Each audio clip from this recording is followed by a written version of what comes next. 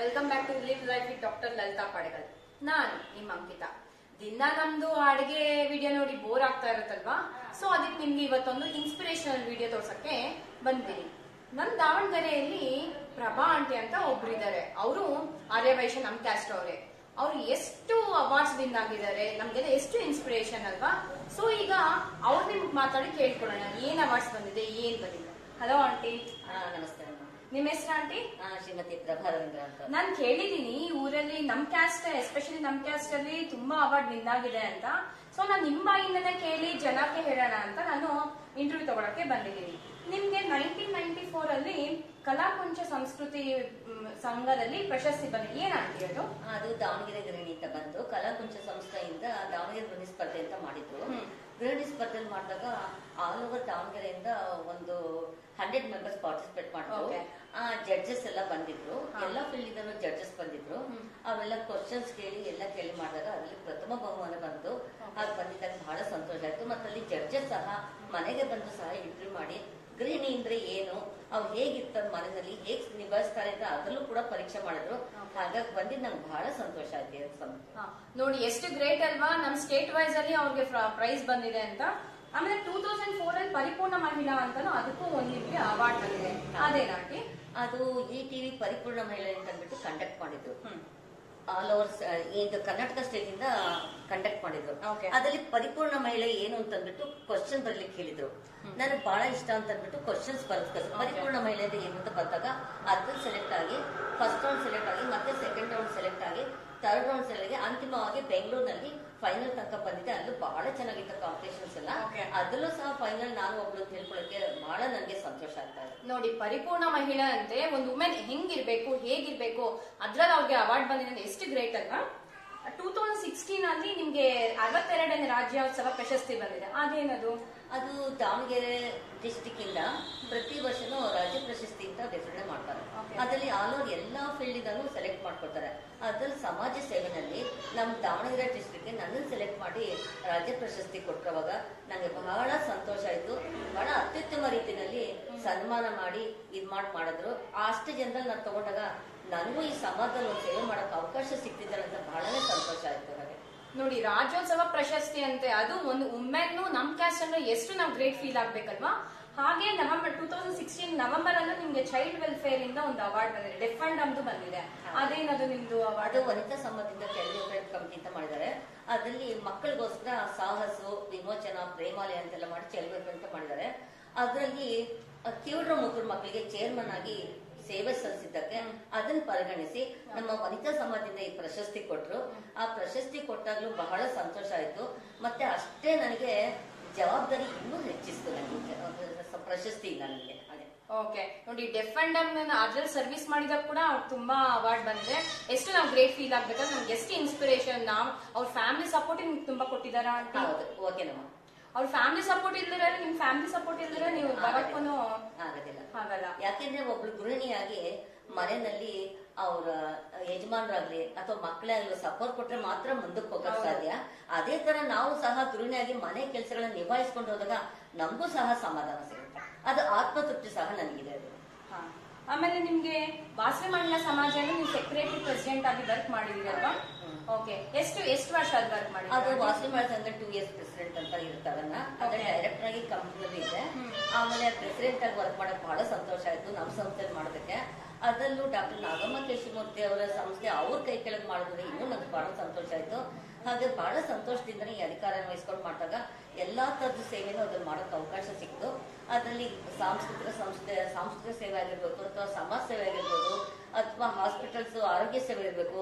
ಇದ್ರಲ್ಲಿ ಮಾಡಿದಾಗ ನನಗೆ ನಮ್ಮ ಆರ್ಯವೈಶ್ಯ ಮಹಿಳಾ ಸಂಘ ಗುರುಸಿ ನಂಗೆ ಆ ಸಂಬಂಧದಲ್ಲಿ ನನಗೆ ಪ್ರಶಸ್ತಿ ಕೊಟ್ಟರು. ಅದು ಸಹ ನನಗೆ ಬಹಳ ಖುಷಿ ತಂದ್ಕೊಟ್ಟಿದ್ದಾರೆ. ಆಮೇಲೆ ಲಯನ್ಸ್ ಕ್ಲಬ್ ಅಲ್ಲಿ ಸಹ ವರ್ಕ್ ಮಾಡಿದೀರಾ ಅನ್ಕೊಂಡಿದ್ದೀನಿ ನಾನು. ಪ್ರೆಸಿಡೆಂಟ್ ಆಗಿ ಸೆಕ್ರೆಟರಿ ಆಗ ಆಫ್ಟರ್ ಮ್ಯಾರೇಜ್ ಆಗಿ ನಮ್ಮ ಹಸ್ಬೆಂಡ್ RS ರವೀಂದ್ರ ಅವರು ಲೈನ್ ಅಲ್ಲಿ ಇದ್ದಿದ್ರಿಂದ ನನಗೂ ಲೈನಿಸಮ್ ಸೇರಕ್ಕೆ ನನಗೂ ಅವಕಾಶ ಸಿಕ್ತು. ನಾನು 1977 ಮ್ಯಾರೇಜ್ ಆದ ತಕ್ಷಣ ನಾನು 1978 ನಾನು ಲೈನಿಸಮ್ ಜಾಯಿನ್ ಆದೆ. ಆವಾಗಿಂದ ಹಂತವಾಗಿ ಪ್ರೆಸಿಡೆಂಟ್, ಸೆಕ್ರೆಟರಿ, ಟ್ರೆಜರರ್ ಮತ್ತೆ ಡಿಸ್ಟಿಕ್ ಆಯ್ತು. ಡಿಸ್ಟಿಕ್ ನ ಚೇರ್ಮನ್ ಆಗಿ ಅಲ್ಲಿ ವರ್ಕ್ ಮಾಡಿ ಹಾಗಾಗಿ ಅಪ್ ಟು 44 years ತನಕ ಲೈನಿಸಮ್ ನ ಸೇವೆ ಸಲ್ಲಿಸ್ತಾ ಇದೀನಿ. ನನಗೆ ನಿಜವಾಗ್ಲೂ ಸೇವೆ ಅಂತ ನನಗೆ ತಂದ್ಕೊಟ್ಟಿದ್ದೆ ಲೈನಿಸಮ್ ಇಂದ ಅಂತ ಹೇಳ್ಬೋದು.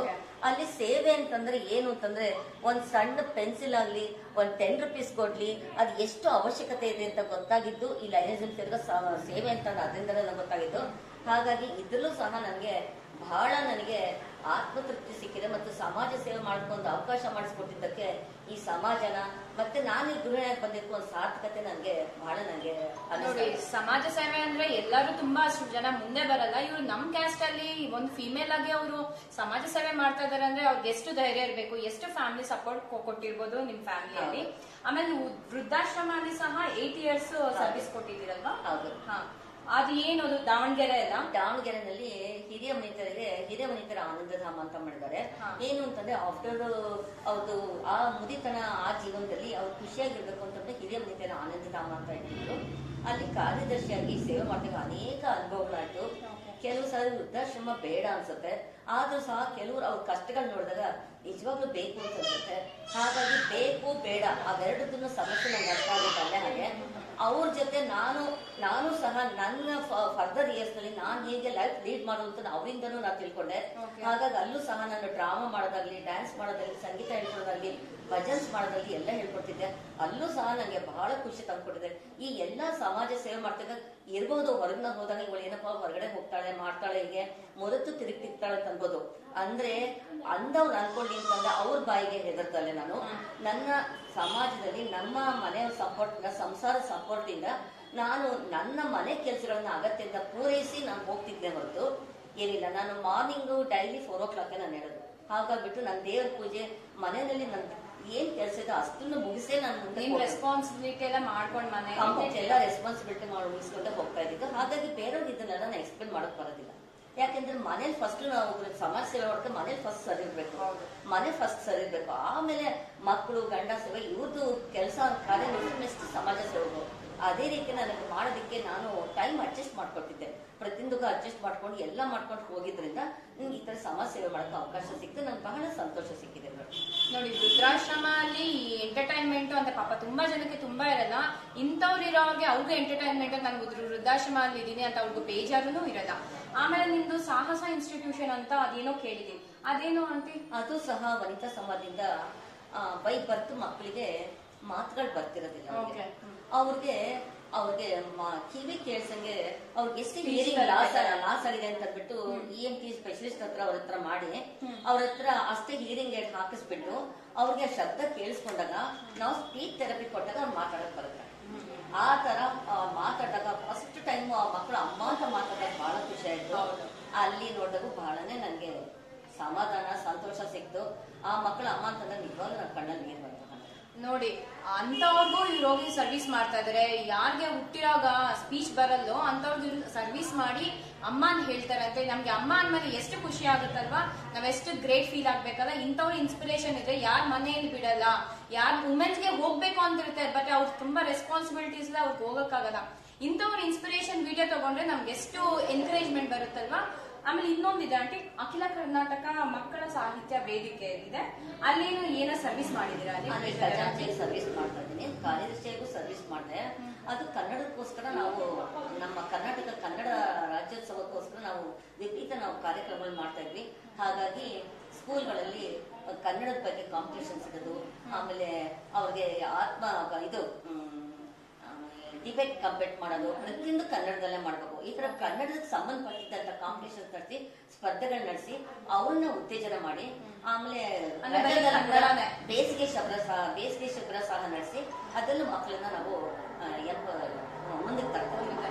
ಈಗ ನೋಡಿ, ಎಲ್ಲರೂ ಇಂಗ್ಲಿಷ್ ಅಂತ ತುಂಬಾ ಹೋಗ್ತಾ ಇದಾರೆ. ಕರ್ನಾಟಕದಲ್ಲಿದ್ರು ಕನ್ನಡ ತುಂಬಾ ಬರಲ್ಲ. ಸೊ ಹಿಂಗ ಇನ್ಸ್ಪಿರೇಷನ್ ಮಾಡಿದ್ರೆ ಅವ್ರಿಗೆ ಕನ್ನಡ ಅದನ್ನ ಕಲಿಬೇಕು ಅಂತ ಇಂಟ್ರೆಸ್ಟ್ ಬರುತ್ತೆ. ಈಗ ಪ್ರೆಸೆಂಟ್ ಆಗಿ ನೀವು ಅಲ್ಲಿ ಟ್ರೆಷರರ್ ಆಗಿ ವರ್ಕ್ ಮಾಡ್ತಾ ಇದ್ದೀರಾ, ಸರ್ವಿಸ್ ಕೊಡ್ತಾ ಇದ್ದೀರಾ? ಹೌದು, ಸರ್ವಿಸ್ ಮಾಡ್ತಾ ಇದ್ದೀವಿ. ಇವಾಗ ಕರೋನಾ ಸಂಬಂಧವಾಗಿ ಅಷ್ಟು ಕಾರ್ಯಕ್ರಮಗಳು ಮಾಡ್ತಾ ಇಲ್ಲ.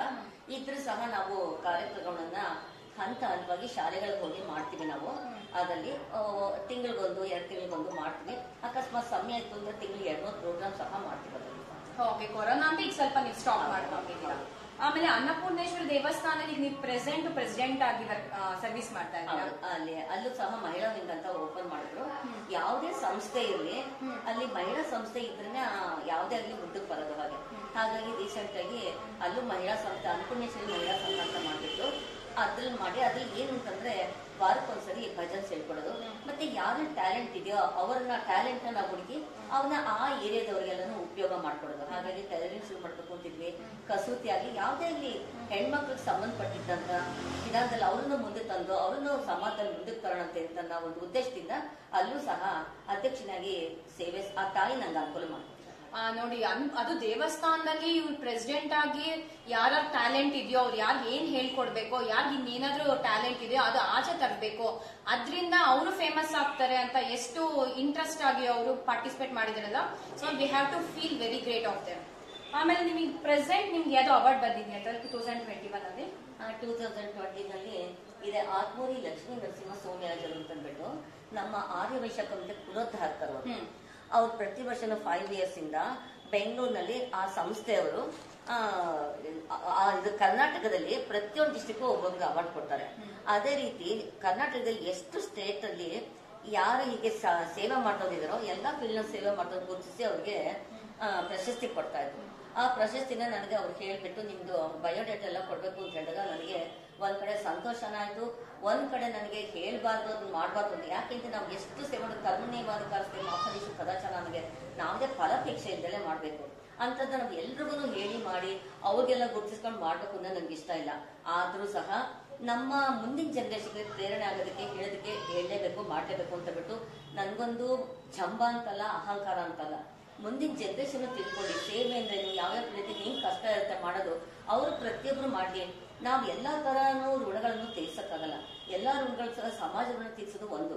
ಆ ರೀತಿ ಸಮಾಜ ಋಣ ತೀರ್ಸಿ ಇದೊಂದು ಅವಕಾಶ ಅಂತ ಹೇಳ್ಬಿಟ್ಟು ಆ ಪ್ರಶಸ್ತಿ ಬಂದಾಗ ಬಹಳ ಸಂತೋಷ ಆಯ್ತು. ಅಷ್ಟೇ ನನಗೆ ಜವಾಬ್ದಾರಿ ಇನ್ನೂ ಹೆಚ್ಚಿಸ್ತು. ಇದ್ರಲ್ಲಿ ಇನ್ನೂ ಜವಾಬ್ದಾರಿ ಇನ್ನೂ ಮಾಡ್ಬೇಕು ಅಂತ ಅನ್ನಿಸ್ತು.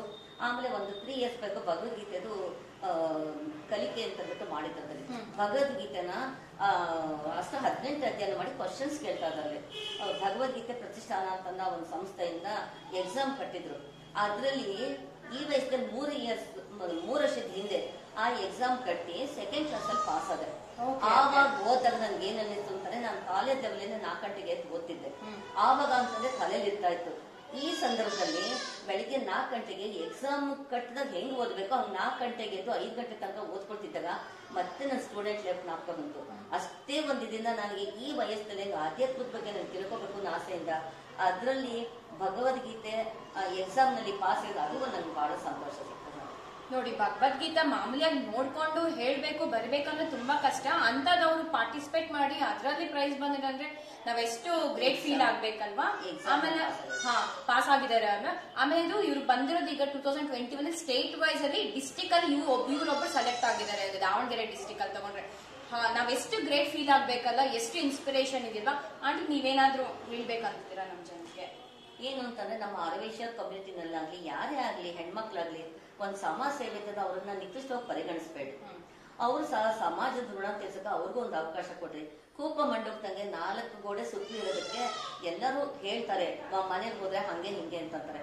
ಆದ್ರೆ ಮನೇಲಿ ಇರೋರ್ಗು ಅಡ್ಜಸ್ಟ್ ಮಾಡ್ಕೊಂಡು ಕಾರ್ಯ ನಿರ್ವಹಿಸ್ಕೊಂಡು ಗೃಹಿಣಿಯಾಗಿ ಅಥವಾ ಯಾವ್ದೋ ಒಂದು ಕೆಲಸಕ್ಕಾಗಲಿ ಅವ್ರ ಕೆಲಸ ಮುಗಿಸ್ಕೊಂಡು ಸಮಾಜ ಸೇವೆ ಮಾಡೋದೇನು ತಪ್ಪಲ್ಲ. ನಮ್ಗೆ ಅವಕಾಶ ಸಿಕ್ತಾಗ ಅವಶ್ಯಕತೆ ಇದ್ದಾಗ ಆ ಇದಕ್ಕೆ ವೃದ್ಧಾಶ್ರಮಕ್ಕೆ ಆಗ್ಲಿ ಒಂದು ಯಾವುದೇ ಒಂದು ಸಂಸ್ಥೆಯಲ್ಲಿ ಅವಶ್ಯಕತೆ ಇದ್ದಾಗ ನಮ್ ಸೇವೆ ಸಲ್ಲಿಸ್ಲೇಬೇಕು. ಆ ಸೇವೆ ಸಲ್ಲಿಸ್ಲಿ ಅಂತ ಬಿಟ್ಟು ಅವಕಾಶ ಇದ್ದಾಗ ಯಾರು ಇದ್ ಮಾಡ್ಬೇಡ್ರಿ, ನಿಮ್ ಕೈಲಾದ ಸೇವೆ ಸಲ್ಲಿಸ್ಲಿ ಅಂತ ಈ ಸಂದರ್ಭದಲ್ಲಿ ಹೇಳಕ್ ಇಷ್ಟ. ಇವ್ರದ್ದು MCCA ಬ್ಲಾಕ್ ದಾವಣಗೆರೆಯಲ್ಲಿ MCCA ಬ್ಲಾಕ್ ಕಲಾಕುಂಚ ಸಂಸ್ಥೆಯಲ್ಲಿ ವಿಭಾಗದಲ್ಲಿ ಇವರೇ ಪ್ರೆಸಿಡೆಂಟ್ ಆಗಿ ಕಾರ್ಯನಿರ್ವಹಿಸ್ತಾ ಇದಾರಲ್ವಾ. ನಾವ್ ಎಷ್ಟು ಗ್ರೇಟ್ ಫೀಲ್ ಮಾಡ್ಕೊಬೇಕಲ್ಲ. ಇಂಥವ್ರು ನಮ್ ಕ್ಯಾಸ್ಟ್ ಅವರು ಇಂಥವ್ರು ಮುಂದುಪಟ್ಟಿ ಎಲ್ಲಾ ಮಾಡಿ ಇಂಥವ್ರು ನೋಡಿ ನಾವು ತುಂಬಾ ಕಲಿಬೇಕು ಅನ್ಕೊಂಡಿದೀವಿ. ನಿಮ್ಗೆ ಈ ವಿಡಿಯೋ ಇಷ್ಟ ಆದ್ರೆ please like, share and comment. Thank you.